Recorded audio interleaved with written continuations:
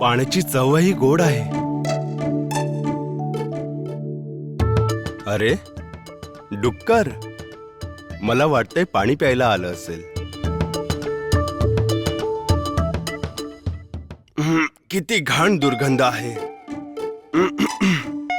या डुकरामुळेच येतोय. किती लोभी डुक्कर आहे. किती घाणेरडा आहे या. याने तर हे पूर्ण पाणीही घाण करून टाकलंय.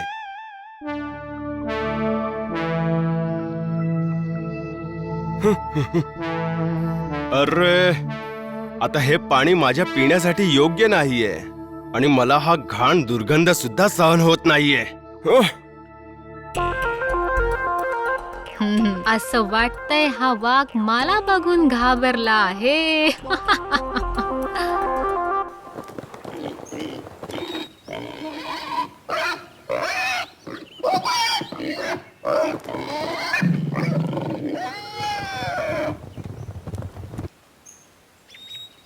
अरे खरंच हा मलाच बघून घाबरून पळून गेला. पण ह्या वाघाला आपल्याला असंच नाही सोडता येणार. मारूनच टाकूयात, म्हणजे 4 लोक आपल्याला ओळखतील. मी एक काम करते, मी जाऊन सगळ्यांना सांगते.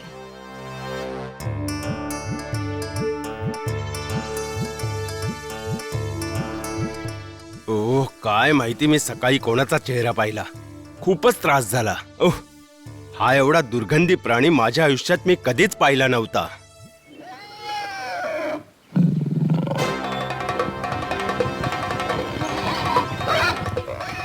अरे हे तर तेच डुक्कर आहे ना.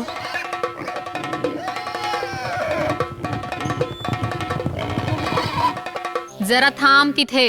तू कोणाला घाबरून पळतोयस? असेल हिम्मत तर माझ्या बरोबर लढून दाखव. अशी गोष्ट आहे का. मी याला बघून तिथून निघालो तर याने गैरसमज करून घेतलाय वाटतं. जर याच्यासोबत सामना केला तर माझा अंगही घाण होईल. ठीक आहे, मला हे मान्य आहे. पण आपण आज नको लढूया, आपण परवा लढूया, चालेल ना?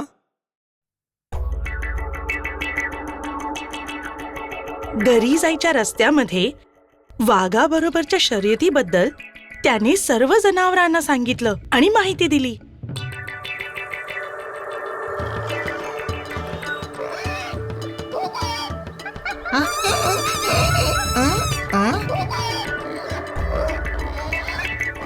पण डुकराचे हे बोलणे ऐकून घरचे लोक आश्चर्यचकित झाले. अरे मूर्खा, तुझ्या घाण दुर्गंधीमुळे तो लांब गेला. तुला घाबरून नाही, कळलं का? अरे बाबा, आई, बाबा, आजी, आता मी काय करायचं सांगा मला. वाघ मला खाणार नाही ना.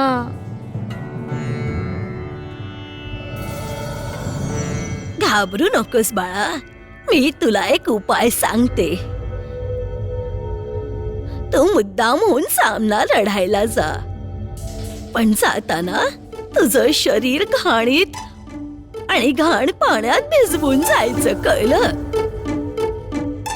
जसं डुक्कर आजीने सांगितलं तसंच ते डुक्कर चिखलात आणि घाण पाण्यात आंघोळ करत होता. पण हे डुक्कर घाबरलेलं होतं, पण सामना करण्यासाठी पोहोचले. हा बघा, इथेच येतो आहे घमंडी. एका प्रहारामध्येच याला मी मारून टाकतो बघा. अरे आता मला वाघ खाऊन टाकणार, म्हणून हळू चाल, म्हणजे तेवढा तरी वेळ मी जिवंत राहीन.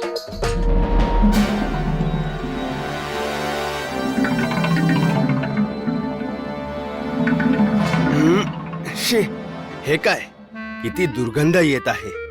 या डुकरापासून आजही घाण दुर्गंध येतोय. आज माझं काही खरं नाहीये. आजीची योजना काही कामाला नाही येणार असं वाटतंय. अरे किती घाण दुर्गंध पसरवतोय. मी तुझा सामना नाही करू शकत आहे, खरंच.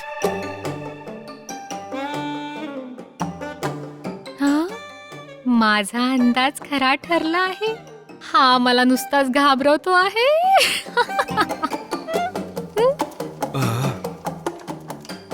कुठे जातोयस? ये आता सामना कर माझ्या बरोबर. नाही नाही, माझ्याकडून हा दुर्गंध सहन होत नाहीये. सामना आपण पुन्हा कधीतरी करू.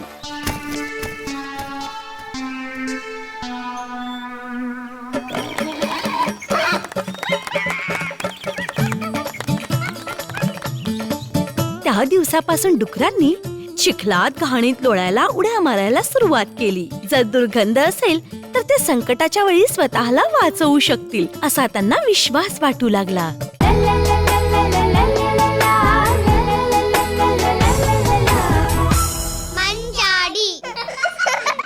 मित्रांनो, काही गाणी कितीही वेळ ऐकली तरी मनाचं समाधान काही होत नाही. आणि तसंच एक गाणं आहे, लाडका पप्पू.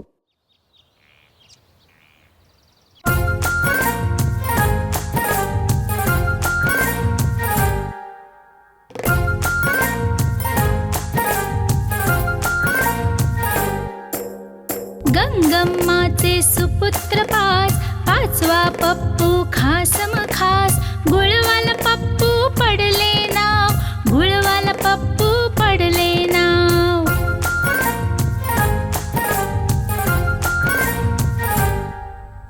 गंगम्माचे सुपुत्र पाचवा पप्पू खासम खास. गुळवाला पप्पू पडले नाव, गुळवाला पप्पू पडले नाव.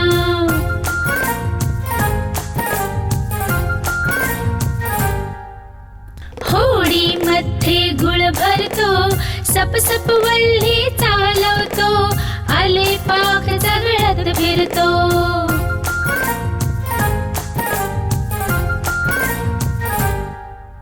होडीमध्ये गुळ भरतो, सप वल्ली चालवतो. आले पाख जगळत फिरतो.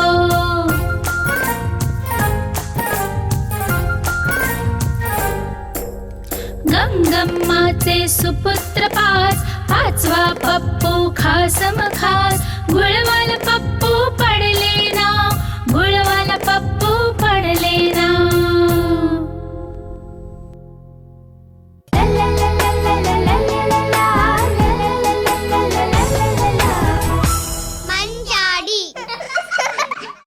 मित्रांनो, यानंतरची जी गोष्ट आहे ती बिहारची आहे. उंटाला मूर्ख बनवणारा चतुर कोल्हा उलट कोल्हाच मूर्ख बनला. पण ते कसं मूर्ख बनवलं गेलं त्यासाठी ही गोष्ट बघा, उंट आणि कोल्हा.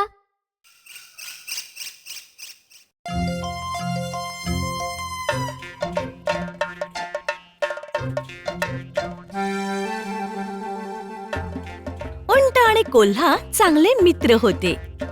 उंट हा स्वच्छ मनाचा प्राणी होता, पण कोल्हा खूप चतुर होता. कोल्हा एक दिवस अन्न शोधण्यासाठी निघाला. अरे बापरे, चालून चालून मी थकून गेले. आता थोडा वेळ इथे विश्रांती घेतली पाहिजे.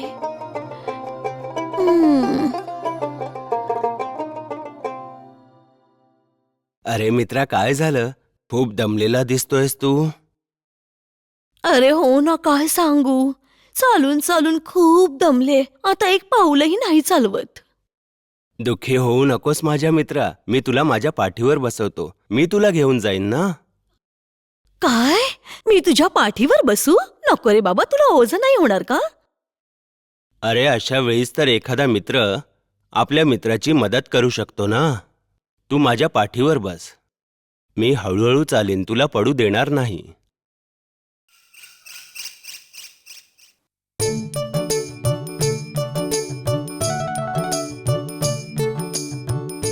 अंट्यावर बसून काय मस्त वाटतंय.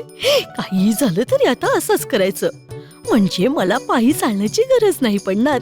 चांगली मज्जा घेता येईल. पण बसायला काय कारण देऊ मी पाठीवर? माझी पायपीट कमी करण्यासाठी काहीतरी आयडिया करावीच लागेल. माझ्या मित्रा, घर आलं. तू कसला विचार करतोयस? काही नाही. मी विचार करते की खाली कसं उतरायचं. अरे त्यात काय विचार करायचा? काय करू? काहीतरी उपाय शोधून काढलाच पाहिजे. ठीक आहे, असंच करते. नाटक करते की माझा हात तुटलाय असं मला उंटाला पटवून द्यावं लागेल, एवढंच.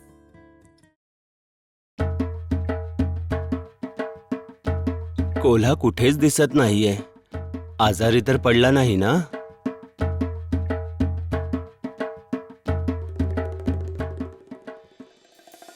मित्रा, काय झालं तुला? तू असा झोपून का आहेस? अरे काय सांगू मित्र, काल रात्री मी अन्न शोधण्यासाठी बाहेर गेले तर वाटेत मला हाताला दुखापत झाली. हात तुटला माझा आणि आता तर चालणं पण कठीण झालंय रे. हे तर खूपच वाईट झालं, पण काही हरकत नाही. माझ्या पाठीवर बसून तुला फिरता येईल. बिचाऱ्या उंटाला मूर्ख बनवून हा कोल्हा फिरण्याचा आनंद घ्यायला लागला. मित्रा, हा ऊस कुठे मिळाला तुला? नदीजवळ. नदीच्या दुसऱ्या बाजूला खूप सारे ऊस उगवले आहेत. तुम्ही लवकर जाऊन घ्या. मित्रा, चल ना आपण ऊस खायला जाऊया. पण ही नदी कशी ओलांडायची? अरे, त्याची काळजी करू नकोस. तू फक्त माझ्या पाठीवर घट्ट पकडून बस. मी तुला ही नदी ओलांडून घेऊन जाईन.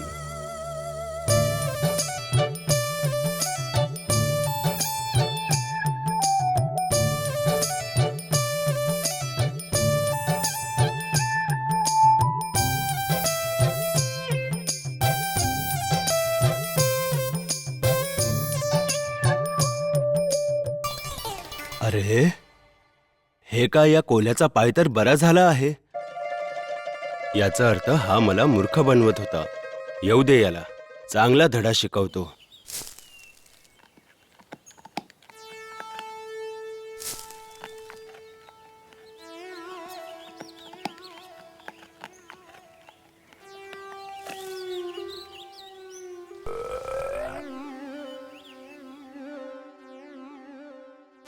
मित्रा, ऊस खाऊन खाऊन पोट मनसोक्त भरले.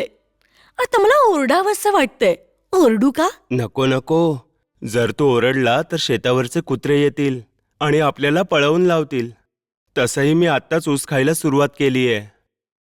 मला माफ कर, पण मला राहवत नाहीये रे.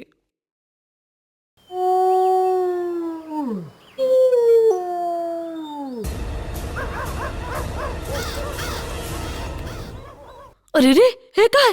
कुत्रे आले वाटतं.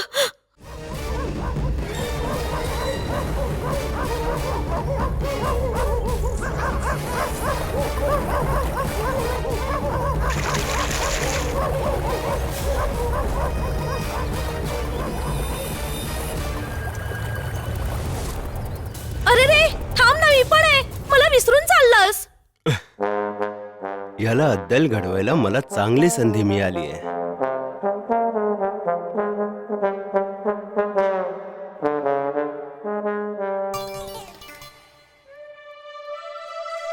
अरे मित्रा, खूप थंडगार पाणी आहे. मला पोहायला खूपच आवडतं. मी इथे आंघोळ करू का? अरे नाही नाही, तू पाण्यात बुडून मस्त पोहशील, पण मी तर बुडून मरून जाईन ना रे. जेवण झाल्यावर आंघोळ करायची माझी रोजची सवय आहे आणि ती मी मोडू शकत नाही.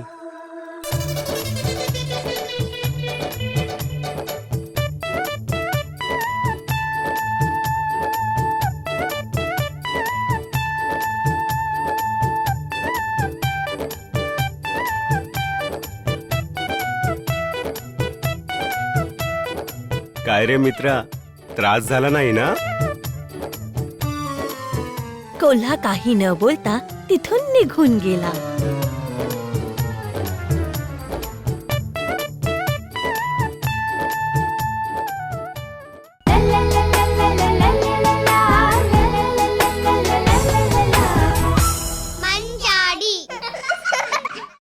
मित्रांनो, आज आपण एक गंमत करूया. आपण एक खेळ खेळूया. या खेळाचं नाव आहे अमूल्य रत्न. सुरुवातीला एक गोल बनवून त्यात बसायचं आणि नंतर मधोमध एक माणूस बसणार. तो असेल या खेळाचा चोर. त्यानंतर एक वस्तू चोराला दिसणार नाही. अशी हातांची बदलती हालचाल करा. वस्तू कोणाच्या हातात आहे हा अंदाज चोराला लावायचा आहे. जर त्याने ओळखलं तर ज्याच्या हातात वस्तू आहे त्याला मधोमध म्हणजे चोर बनवायचं.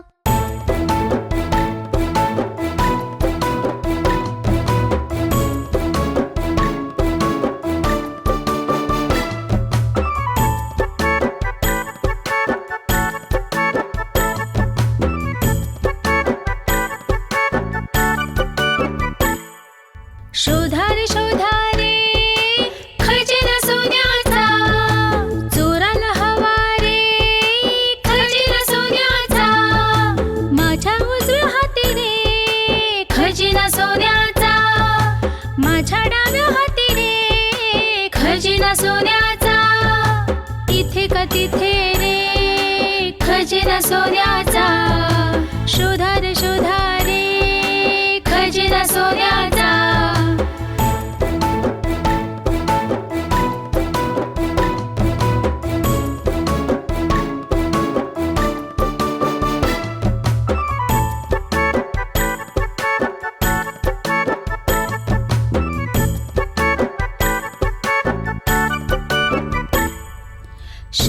शोधा रे खजिना सोन्याचा, चोराला हवा रे खजिना सोन्याचा. माझ्या उजव्या हाती रे खजिना सोन्याचा, माझ्या डाव्या हाती रे खजिना सोन्याचा. इथे का तिथे रे खजिना सोन्याचा.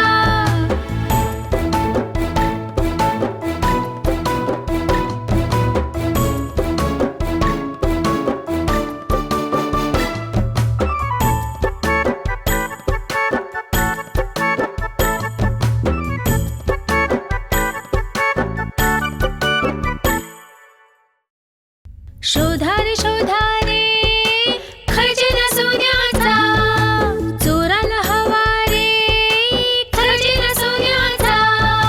माझ्या उजव्या हाती रे खजिना सोन्याचा, माझ्या डाव्या हाती रे खजिना सोन्याचा.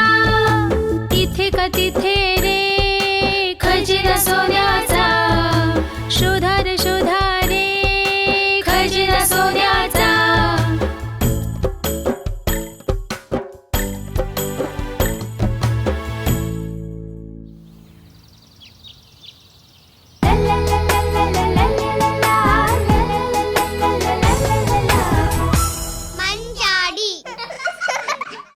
आता जी गोष्ट ऐकणार आहोत ती आहे आसाम मधली. आणि ह्या गोष्टीमध्ये एक माणूस माकडांना मूर्ख बनवण्याचा प्रयत्न करतो. एकदा बघून घ्या माकडांची मदत.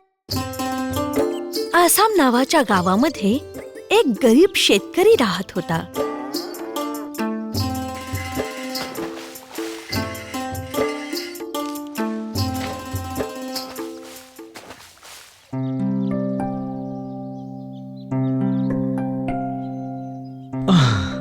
किती गरम होत आहे. नदीवर जाऊन आंघोळ करतो. नदीवर जातोयच तर थोडे खेकडे पकडतो. त्यांना पकडून बाजारात विकता येतील. तेवढेच त्यांना विकून मला काही पैसे मिळतील.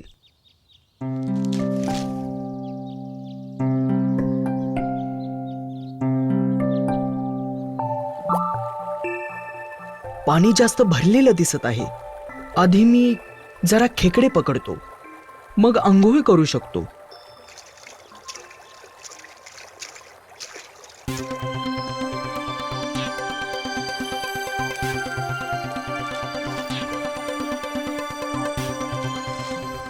आता दुपार होत आली आहे, तरी देखील मला 4च खेकडे मिळाले आहेत.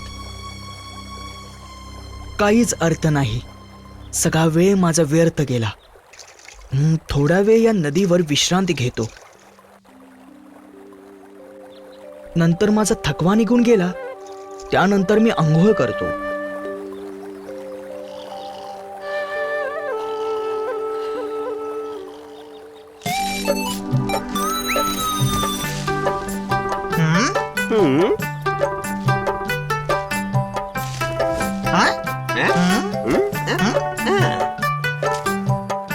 बिचारा कदाचित खेकडे पकडाय आला असेल, पण सगळे खेकडे पळून गेले. मग आपण काय करू शकतो मला तर समजत नाहीये. आपण त्याची मदत करूया, ठीक आहे? आपण यांना थाळ्या भरून खेकडे पकडून देऊया. बरं.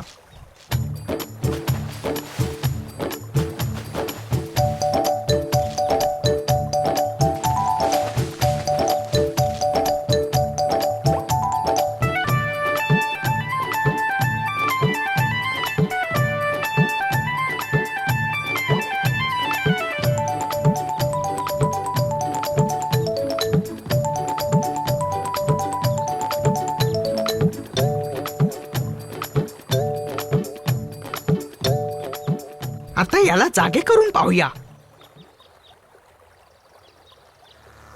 अरे, मला वाटतंय हा मेला आहे. बिचारा माणूस. याचे शरीर आपण घरापर्यंत पोहोचवून येऊ.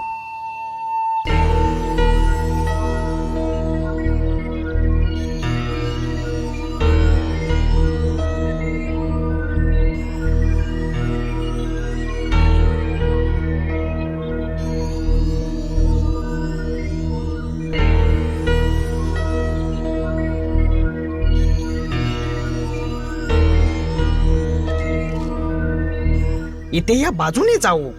गाववाले येतील आणि त्याला घेऊन जातील.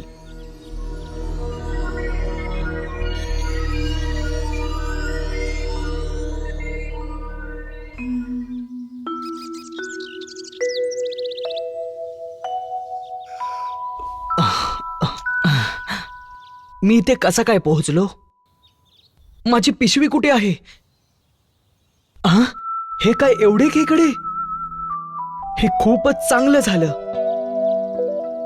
गंगा मातेमुळे हे मिळालं असेल. शेतकऱ्याला जे वरदान मिळालं ही गोष्ट पूर्ण गावात पसरली.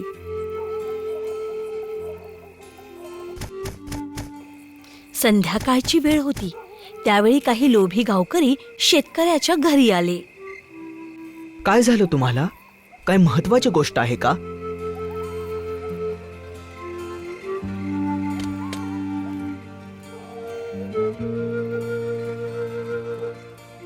लाडक्या मित्रा, गंगा मातेला तू काय करून प्रसन्न केलंस हे मला सांगू शकतोस का? जेव्हा मी झोपेतून जागे झालो तेव्हा मी खेकड्याने भरलेली पिशवी मी पाहिली. अच्छा, असं झालं का? दुसऱ्या दिवशी लोभी मनुष्य शेतकऱ्याची एक पिशवी घेऊन नदी किनारी झोपला. थोड्या वेळानं माकडं आली आणि त्यांनी ती पिशवी खेकड्यांनी भरून ठेवली.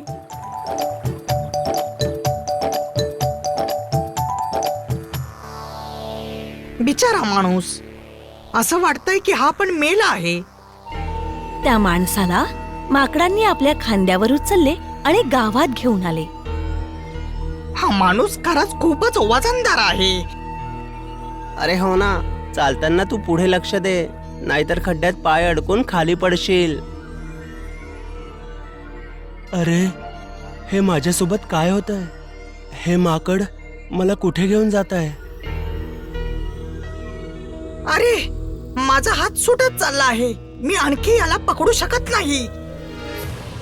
अरे, माझा पाय तर आता घसरत आहे. लक्ष दे. अरे, जर तुझा पाय घसरला तर आपण खड्ड्यात पडू. त्यामुळे मला खूप लागेल.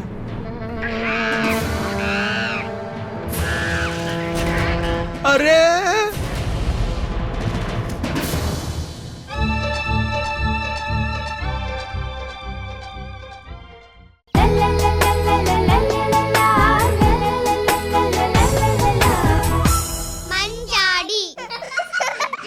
आता मला सांगा, हत्ती पाण्यात पडला तर बाहेर कसं काढणार? त्यासाठी तर दुसरा हत्ती बोलवायला लागणार ना. पण जर तो सुद्धा हत्ती पाण्यात पडला तर?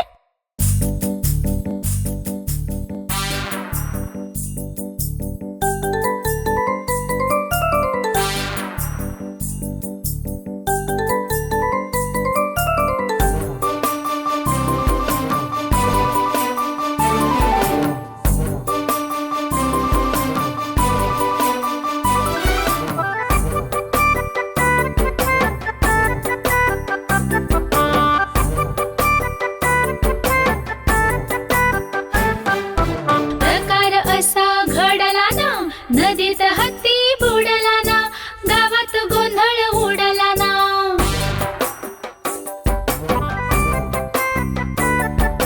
प्रकार असा घडला ना, नदीत हत्ती बुडला ना, गावात गोंधळ उडला ना.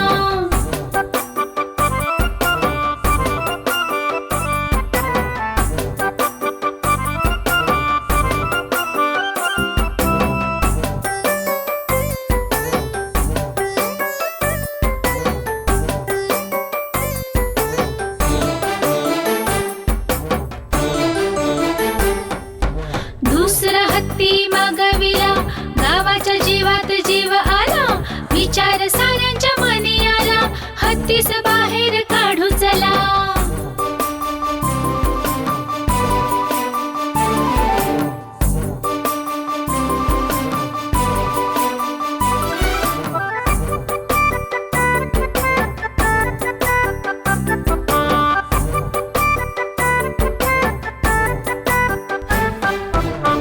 आणला दोर खेचायला, गाव सारा बघायला, मजेत हत्ती पाण्यामध्ये, दोघेही लागले डुंबायला, दोघेही लागले डुंबायला, दोघेही लागले डुंबायला.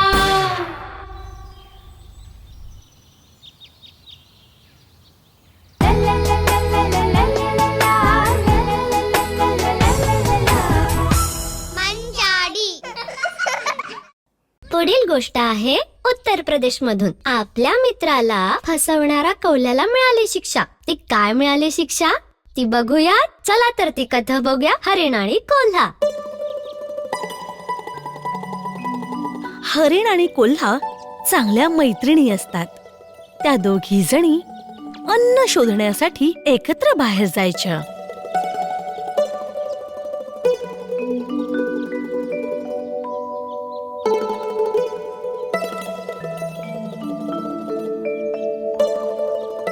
एक दिवस दोघं चालत चालत एका गावात आले. मैत्रिणी, बघ ना किती छान मोकळं मैदान आहे. मला धावायचं आणि उड्या माराव्याशा वाटतायत. बरे झालं आपण इथे आलो. मला वाटतं आपण भाग्यवान आहोत. इथे आपल्याला खेकडे सुद्धा मिळू शकतात. बरं ठीक आहे, तू खेकडे पकड, मी इथे मैदान पाहून येते. ठीक आहे.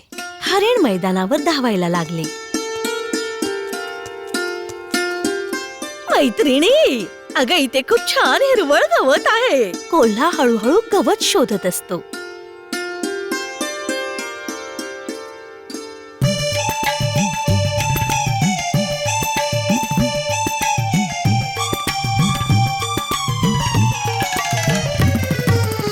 सापडला, एक खेकडा सापडला.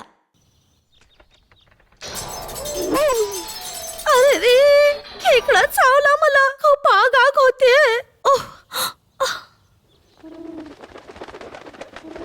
या खेकड्यांना सोडते आणि कबुतरांना पकडते. तोवर हरिण पूर्ण मैदान फिरून घेते. अरे वा, त्या बाजूला काय आहे? कदाचित कवळं हिरवं गवत असेल.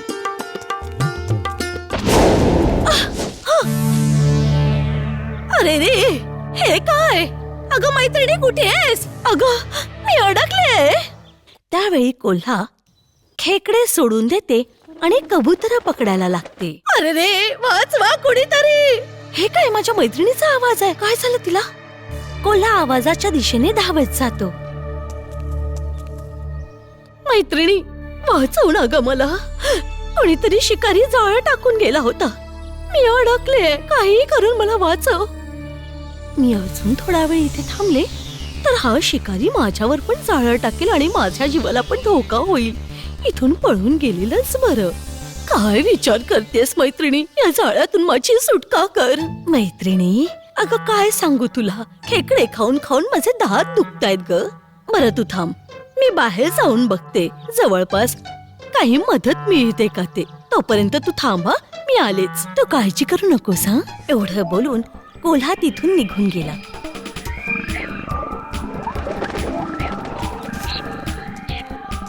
आणि दूर जाऊन एका झाडाशेजारी लपून बसला. वाईट, किती वाईट मैत्रीण माझ्या नशिबात आली.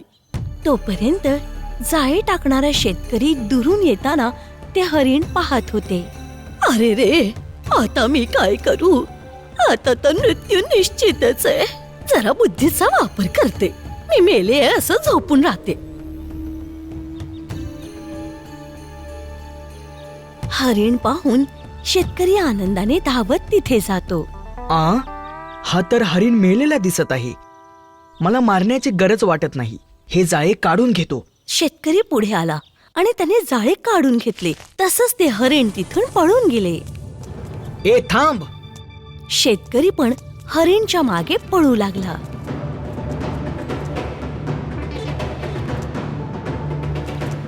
अरे बापरे, हे तर माझ्याच दिशेने येत आहेत. आता इथे थांबणं योग्य नाही. इथून पळून गेलेलंच बरं. घमंडी, मला मूर्ख नको बनवू. अरे देवा!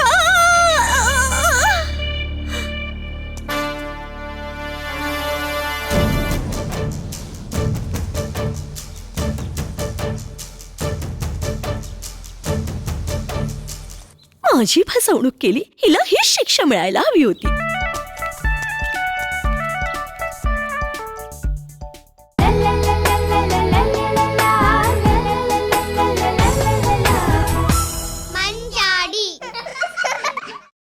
पुढचं गाणं आहे एका पोपटावर. आणि त्या पोपटाच्या कानात, हातात, गळ्यात एक सोनेरी हार आहे. तो खूप बुद्धिमान आहे. चला तर मग एकत्र गाणं गाऊया, अगं लाडकी मैना.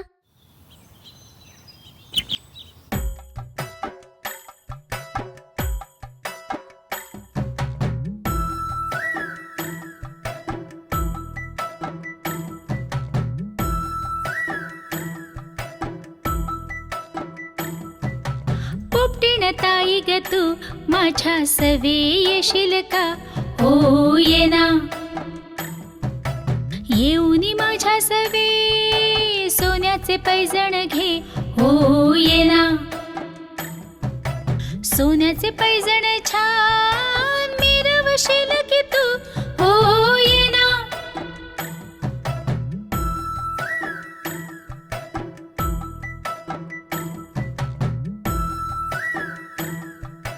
पोपटीन ताई ग तू माझ्या सवे येशील का? हो ये ना. येऊनी माझ्या सवे सोन्याचे दागिने घे. हो ये ना. सोन्याचे दागिने छान मिरवशील की तू. हो ये ना.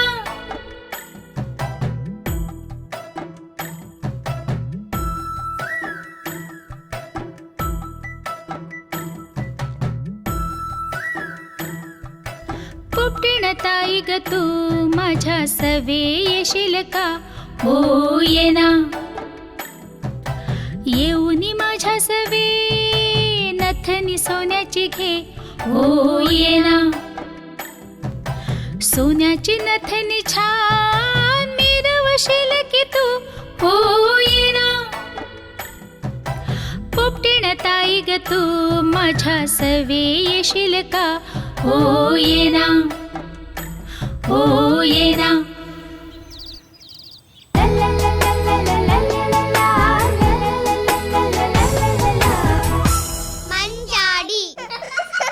या पुढची जी गोष्ट आहे ती मला माझ्या आजीने सांगितलेली आहे. तुम्हाला ऐकायची आहे का?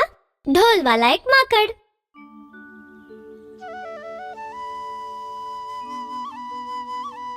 एका जंगलात एक खोडकर माकड राहत होते.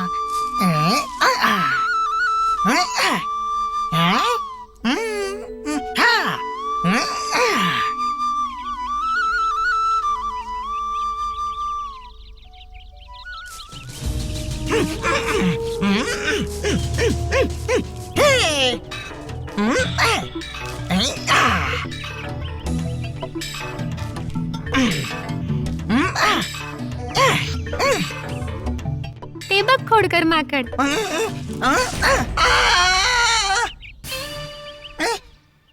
असं वाटतंय ते माकड खाली पडेल आता. चल बघूयात. वाचवा.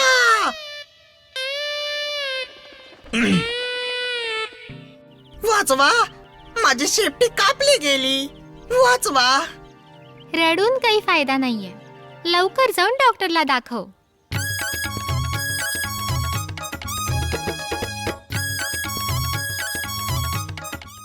डॉक्टर, डॉक्टर, लवकर दरवाजा उघडा. काय रे, काय झालं? असा जोरजोरात का ओरडतोयस तू? माझी शेपटी कापली गेली आहे. लवकर तुम्ही औषध लावा. दाखव मला.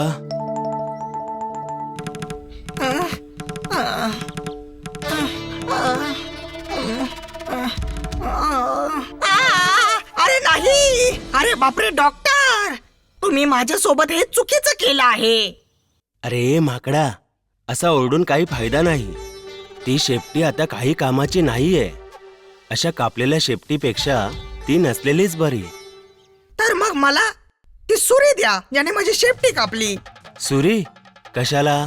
डॉक्टर, माझी शेपटी बरोबर करून द्या, नाहीतर ती सुरी द्या मला. नाहीतर मी तुम्हाला नाही सोडणार. माकडाची जिद्द डॉक्टरांना सहन नाही झाली आणि त्यांनी ती सुरी माकडाला दिली.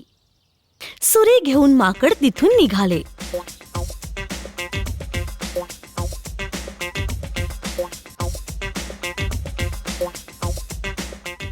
तिकडे एक लहान मुलगा आंबा तोडत आहे.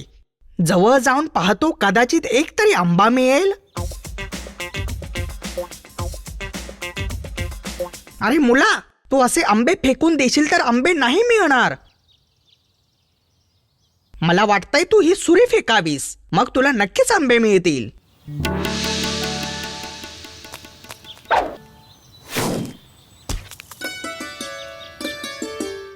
आंबा पडला. कुठे आहे माझी सुरी? सुरी ती तर आंब्याच्या झाडावर अडकलीये. अरे वा, आंबे तोडलेस आणि सुरी नाही म्हणतोस. मला माझी सुरी पाहिजेच, नाहीतर मला तुझे आंबे पाहिजेत. तू नाही दिलेस तर मी तुला सोडणार नाही. माकडाचा हट्ट त्या मुलाला सहन नाही झाला. मुलाने तो आंबा माकडाला दिला. आंबा घेऊन माकड तिथून निघून वाटेला लागले. वाटेत त्याला एक धोबीण भेटली. ताई, काय झालं? आज काम काही मिळालं नाही का? आता मी काय बोलू रे. धुण्यासाठी कपडे तर आहेत, पण मला खूप भूक लागलीये. हे घे, हा आंबा खाऊन घे. धोबीताईने पूर्ण आंबा खाल्ला तर माकडाला राग आला. त्याच्या स्वभावाप्रमाणे तो ओरडू लागला. हं? तू माझा पूर्ण आंबा खालास? माझा आंबा मला पाहिजेच. अरे आंबा खा म्हणालास म्हणून मी सगळा खाल्ला. आता आंबा कुठून देऊ परत तुला?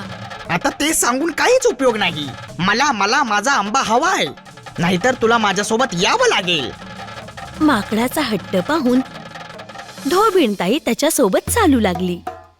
खूप लांब अंतर चालून झाल्यावर एक माणूस त्याला तेल काढताना दिसला. हे मी काय पाहतोय? एक माणूस गिरणी कसा काय चालवू शकतो? या मुलीला तुमच्या मदतीसाठी ठेवून घ्या. खरंच मनापासून धन्यवाद.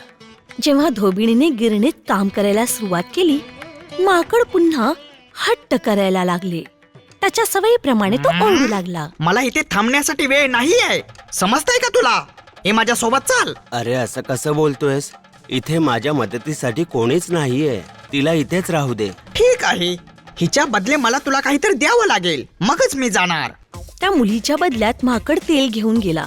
तिथून तो आनंदाने बाहेर पडला आणि वाटेत एक आजी त्याला डोसा बनवताना दिसली. काय झालं आजी? असा कोणी डोसा बनवतं का? डोसा सुकलेला चपातीसारखा दिसतोय. अरे बाळा, त्यासाठी तेल हवंय मला, म्हणून हा डोसा चांगला बनत नाहीये. ठीक आहे आजी, तर अशी गोष्ट आहे. हे घे माझ्याकडून तेल. माकडाजवळचे तेल घेऊन आजीने डोसे बनवायला सुरुवात केली.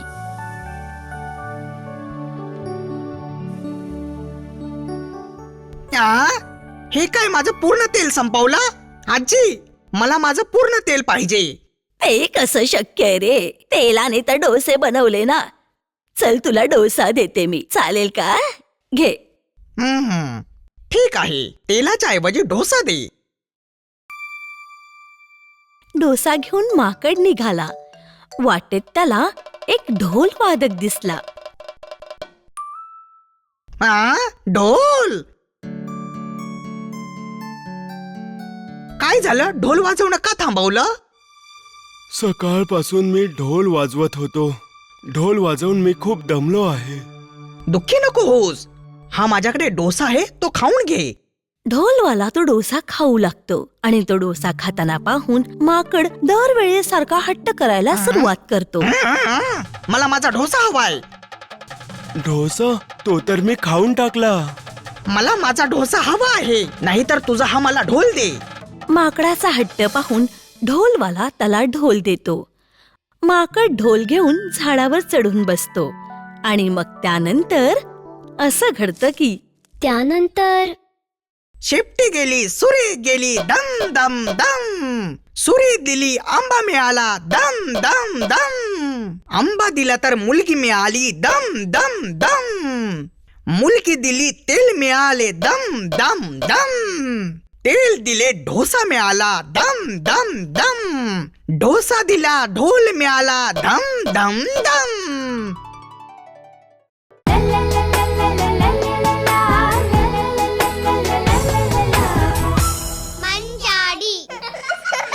मित्रांनो, मी परत आले. मला सांगा, तुम्हाला गाणी आणि गोष्टी आवडल्या का?